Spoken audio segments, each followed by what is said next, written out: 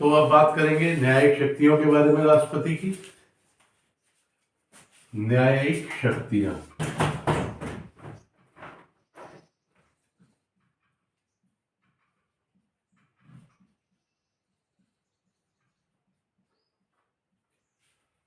तो न्यायिक शक्तियों के विषय में जो विशेष बात सबसे पहले आपको याद रखनी है कि राष्ट्रपति उच्चतम न्यायालय के मुख्य न्यायाधीश तथा, लिख लीजिए, राष्ट्रपति उच्चतम न्यायालय के मुख्य न्यायाधीश तथा उच्चतम एवं उच्च न्यायालयों के अन्य न्यायाधीशों की नियुक्ति करता है। अन्य न्यायाधीशों की नियुक्ति करता है। एक और महत्वपूर्ण बात याद रखिएगा, इंपॉर्टेंट है, आर्टिकल 143। ये क्या है? यदि राष्ट्रपति को किसी विषय पर न्यायिक सलाह की आवश्यकता हो तो वह सुप्रीम कोर्ट से किसी भी मामले पर सलाह ले सकता है। आर्टिकल 143 राष्ट्रपति को शक्ति देता है कि वह उच्चतम न्यायालय से किसी विधि के मामले पर सलाह ले सकता है। जैसे समझिए, सपोज कीजिए कोई विधेयक पारित होकर आया, राष्ट्रपति को लग रहा है कि अगर हम साइन तो हम कर देंगे, लेकिन ये हो सकता है न्यायालय की राय कुछ और हो या ये किसी विधि के प्रश्न से संबंधित हो, तो ऐसे विधेयक को उसने, ऐसे मामले को भेजा कहाँ? आर्टिकल 143 में सुप्रीम कोर्ट के पास। सुप्रीम कोर्ट की 5 न्यायाधीश की पूर्ण बैठक इस मामले की सुनवाई करेगी, इस मामले को देखेगी और राष्ट्रपति को सलाह देगी। यहाँ 2 चीजें महत्वपूर्ण हैं। पहली कि सुप्रीम कोर्ट किसी मामले पर सलाह देने से इनकार भी कर सकता है। एक बार ऐसा हो चुका है अयोध्या मामले में। दूसरी बात, जो सलाह सुप्रीम कोर्ट राष्ट्रपति को देगा उसे मानने के लिए राष्ट्रपति बाध्य नहीं है, क्योंकि अगर बाध्य होंगे तो क्या होगा? वो सलाह कहाँ रही, वो तो आदेश हो जाएगा ना। तो ये चीजें आपको इसमें आर्टिकल 143 में ध्यान रखनी है। इसके बाद क्या कर सकता है राष्ट्रपति? राष्ट्रपति केंद्र के विषय में अगर कोई अपराध हुआ है या सेना न्यायालय ने किसी को मृत्युदंड दिया है, मृत्युदंड भी छोड़िए, इसी को बताते हैं। अगर केंद्र के विषय पर कोई अपराध हुआ है तो राष्ट्रपति ऐसे दोषी व्यक्ति की सजा कम कर सकता है, घटा सकता है, माफ कर सकता है, बदल सकता है, मृत्युदंड को क्षमा दे सकता है। ठीक है। एक और महत्वपूर्ण चीज याद रखिएगा कि भारत में क्षमादान देने की शक्ति मात्र राष्ट्रपति को प्राप्त है। किसी भी अन्य अधिकारी या राज्यपाल को ऐसी शक्ति प्राप्त नहीं है। चाहे सेना न्यायालय ने मृत्युदंड दिया हो, चाहे उस व्यक्ति को मृत्युदंड राज्य से संबंधित किसी विषय पर मिला हो या केंद्र से संबंधित किसी विषय पर मिला हो, ओवरऑल किसी भी स्थिति में अगर किसी व्यक्ति को मृत्युदंड मिला है तो राष्ट्रपति उस मृत्युदंड को क्षमा कर सकता है। सामूहिक क्षमा ज्यादातर मांगी है, जिसपे संसद भी अनुमोदन करती है। संसद के अनुमोदन, मंत्रिपरिषद के परामर्श, ये सब ध्यान रखे जाते हैं। लेकिन व्यक्तिगत रूप से अगर क्षमा मांगी गई है, व्यक्तिगत रूप से भी क्षमा किया जा सकता है, वरना ज्यादातर अपने ऊपर राष्ट्रपति लेते नहीं है, वो संसद से ही मांगते हैं क्षमा के मामले को।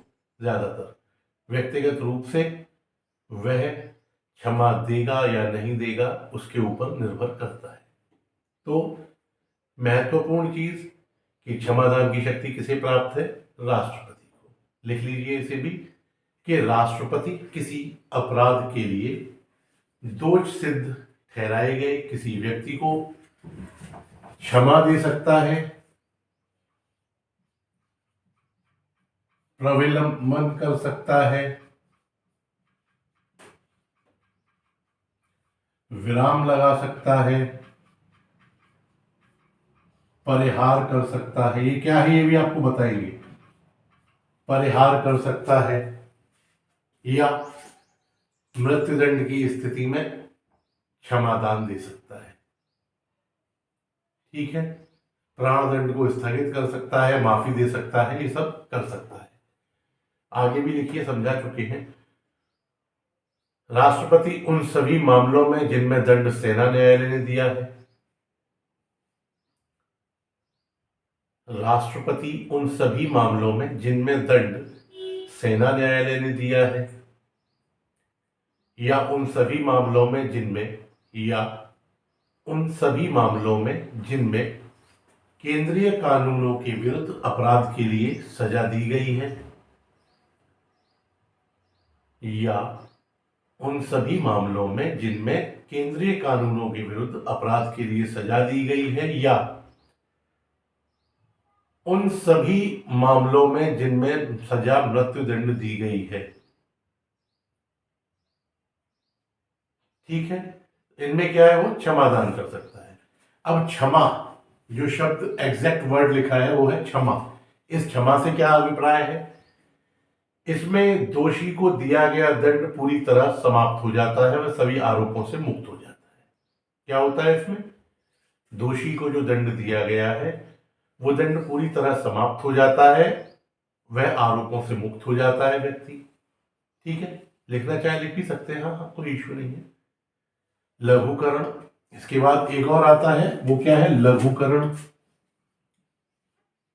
लघुकरण ये स्पेसिफिक टर्म्स है, ये एग्जाम में पूछे जा सकते हैं। क्या है लघुकरण का आशय? इसमें दंड के स्वरूप को बदलकर कम कर दिया जाता है। कैसे? जैसे कि मृत्युदंड के किसी व्यक्ति का बदलकर आजीवन कारावास में परिवर्तित कर दिया, तो इसे क्या कहा जाएगा? इसे कहा जाएगा लघुकरण। इसमें दंड के स्वरूप को बदलकर उसे कम कर दिया जा सकता है। उदाहरण स्वरूप मृत्युदंड को आजीवन कारावास में बदलना। अगला आता है परिहार। परिहार में क्या होता है? परिहार में दंड की प्रकृति में परिवर्तन नहीं होता। मतलब किसी को आजीवन कारावास मिला है तो घटा के 5 वर्ष कर दिया, ये क्या होता है? परिहार।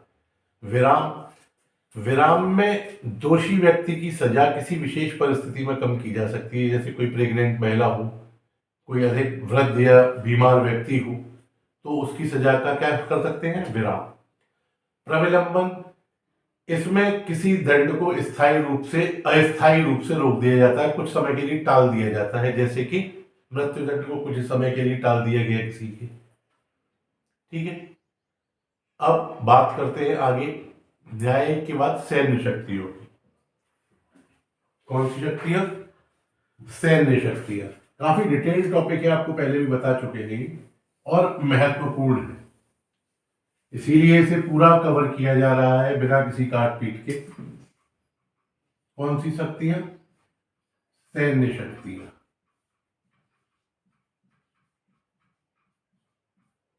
सैन्य शक्तियों में क्या होता है मित्रों?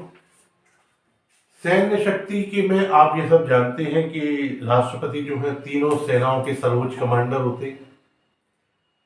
वह संसद की अनुमति से युद्ध की या इसकी समाप्ति की घोषणा करता है। लिख लीजिए, राष्ट्रपति तीनों सेनाओं का सर्वोच्च कमांडर होता है तथा वह संसद की अनुमति के अनुसार या संसद की अनुमति से युद्ध की या इसकी समाप्ति की घोषणा करता है। ठीक है, यह है इनकी सैन्य शक्ति। अगली जो आती है वो आती है कूटनीतिक शक्ति। कूटनीतिक शक्ति इसमें क्या करता है? कूटनीतिक शक्ति में विदेशी राजदूतों के परिचय पत्रों की जांच करना। वह भारत का पहला नागरिक होता है। भारत के सभी अंतर्राष्ट्रीय संधि समझौते संसद की अनिवार्य अनुमति के साथ राष्ट्रपति के नाम से किए जाते हैं। संसद की अनुमति लेनी होती है संधि समझौतों पर। ये किए किसके नाम से जाते हैं? राष्ट्रपति के नाम से किए जाते हैं। विदेशों में राष्ट्रपति देश का प्रतिनिधित्व करता है। तो ये क्या है? इनकी कूटनीतिक शक्तियां। ठीक है, अब बात करते हैं हम आपातकालीन शक्तियों के बारे में। आपातकाल एक अलग से टॉपिक है, यहाँ बहुत शॉर्ट में आपको कुछ चीजें बता देंगे, लेकिन आपातकाल क्या है एक अलग से टॉपिक है, उसे आपको वहां पढ़ना है। आपातकालीन शक्तियां।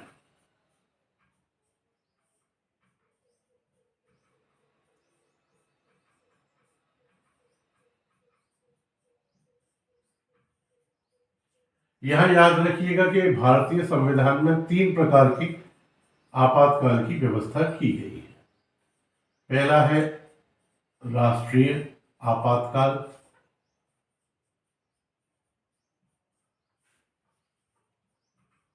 दूसरा है राष्ट्रपति संवैधानिक तंत्र की विफलता,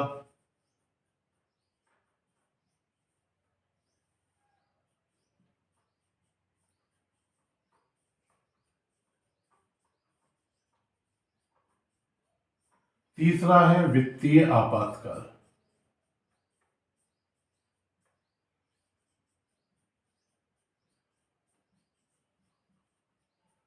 आर्टिकल 352,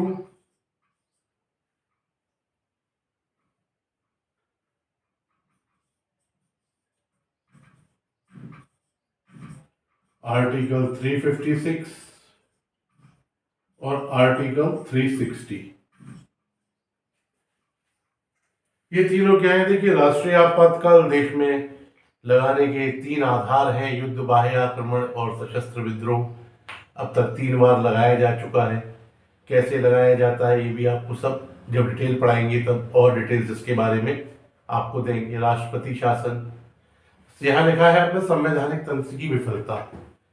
संवैधानिक तंत्र की विफलता का आशय है राष्ट्रपति शासन से, लेकिन संविधान में संवैधानिक तंत्र की विफलता लिखा हुआ है, ना कि राष्ट्रपति शासन, जो कि राज्यपाल या अन्य किसी रिपोर्ट के आधार पर लगाया जा सकता है। वित्तीय आपातकाल, जब देश में वित्तीय संसाधनों की कमी हो रही हो तब लगाया जा सकता है, अभी तक नहीं लगाया गया है कभी।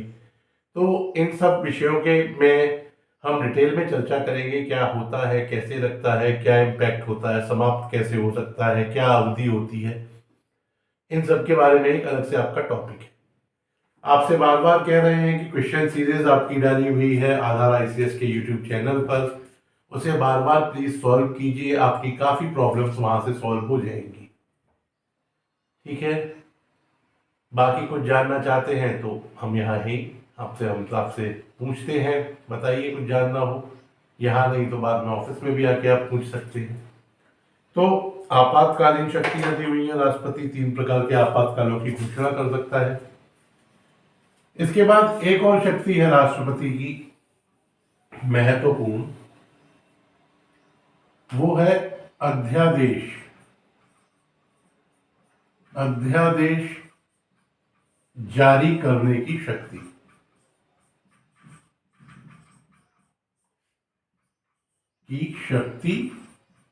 ये भी महत्वपूर्ण है, और आर्टिकल 123 में इसका वर्णन किया गया है। कहा? आर्टिकल 123 के अंतर्गत। क्या होता है ये? आप जानते होंगे कि संसद के सत्र चलते हैं, विशेष बजट सत्र, शीतकालीन सत्र, ग्रीष्मकालीन सत्र। संविधान में यह व्यवस्था है कि संसद के 2 सदनों के संसद के 2 सत्रों के मध्य 6 माह से अधिक का अंतर नहीं होना चाहिए। कितना? मतलब 6 माह से अधिक का तो कम से कम 2 सत्र तो संसद के चलने ही चाहिए एक साल में, तभी 6 माह से कम का अंतर रह पाएगा। ठीक है, अब सपोज कीजिए कोई ऐसी घटना हो जाती है जिसके संबंध में तत्काल किसी कानून की आवश्यकता है और संसद बैठी नहीं है, सांसद छुट्टियां मत पर है, कहीं कोई कहीं है, कोई कहीं है, सत्र नहीं चल रहा और स्थितियां ऐसी हैं कि तत्काल कानून चाहिए। तो ऐसी परिस्थिति में राष्ट्रपति आर्टिकल 123 का प्रयोग करते हुए अध्यादेश जारी करते हैं और कानून का निर्माण कर देते हैं उस समय के लिए। अब आप कहेंगे ये कानून कब तक जीवित रहेगा?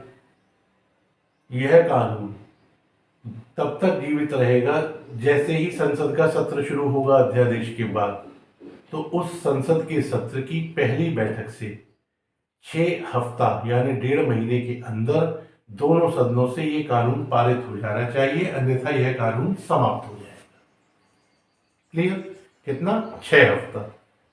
अब क्वेश्चन कई बार एग्जाम्स में पूछा गया है कि अध्यादेश की महत्तम अवधि या अधिकतम समय सीमा कितनी हो सकती है। तो देखिए, 6 माह का तो अंतर हो नहीं सकता दो सत्रों से अधिक, तो 6 माह तो वो लीजिए और 1.5 माह ये लीजिए, कितने हो गए? 7.5 माह।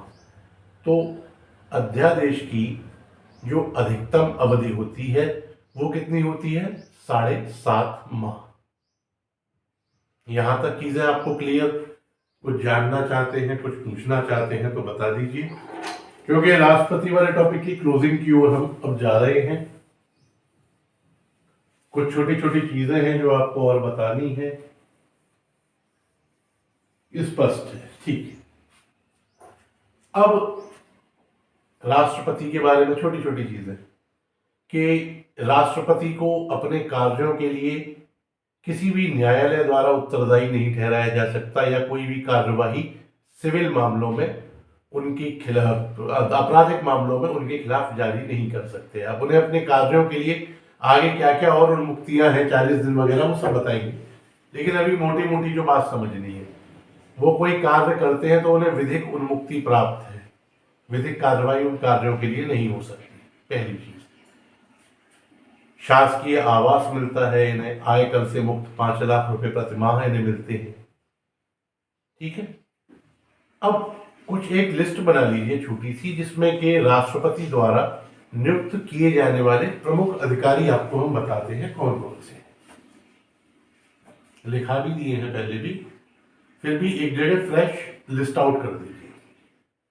सबसे पहले लिखिए प्रधानमंत्री।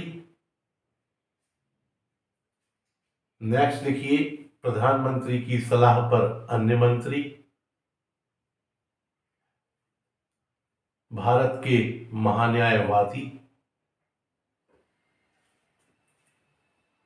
भारत के नियंत्रक एवं महालेखा परीक्षक, सीएजी, कंट्रोलर ऑडिटर जनरल बोलते हैं इन्हें। भारत के नियंत्रक एवं महालेखा परीक्षक। उच्चतम न्यायालय एवं उच्च न्यायालय के न्यायाधीश। उच्चतम न्यायालय एवं उच्च न्यायालय के न्यायाधीश। राज्यपाल। नेक्स्ट कर लीजिए उपराज्यपाल या प्रशासक। संघ लोक सेवा आयोग के अध्यक्ष एवं सदस्य। महत्वपूर्ण बता रहे हैं, संघ लोक सेवा आयोग के अध्यक्ष एवं सदस्य, मुख्य निर्वाचन आयुक्त तथा मुख्य निर्वाचन आयुक्त तथा निर्वाचन आयोग के अन्य सदस्य, वित्त आयोग, वित्त आयोग, भाषाई अल्पसंख्यकों के लिए विशेष अधिकारी, भाषाई अल्पसंख्यकों के लिए विशेष अधिकारी, अनुसूचित जातियों एवं जनजातियों के लिए विशेष अधिकारी, अनुसूचित जातियों तथा जनजातियों के लिए विशेष अधिकारी। तो इन सब की जो अपॉइंटमेंट होती है वो किसके द्वारा होती है? इन सब की अपॉइंटमेंट होती है राष्ट्रपति के द्वारा।